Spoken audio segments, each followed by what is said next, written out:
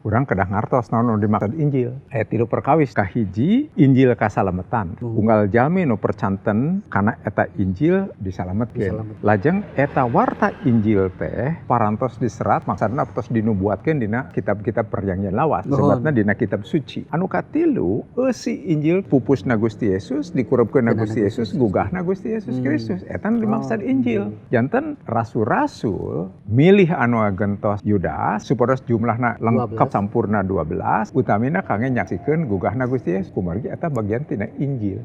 Injil teh hal anu dipidamel ku Gusti Yesus Kristus. Anjeunna ngalaman pupus, anjeunna nandangan kasangkasaraan pupus dina kayu dipalang dikurepkeun gugah deui. Datang tos ieu Injil. Kumargi upami Gusti Yesus henteu gugah, eta sanes Injil. Gusti Yesus leres-leres jeneng, ngalaman pupus, nandangan kasangkasaraan dina kayu dipalang, dikurepkeun tos pupus, tapi gugah deui. Ayo Injil anu lengkap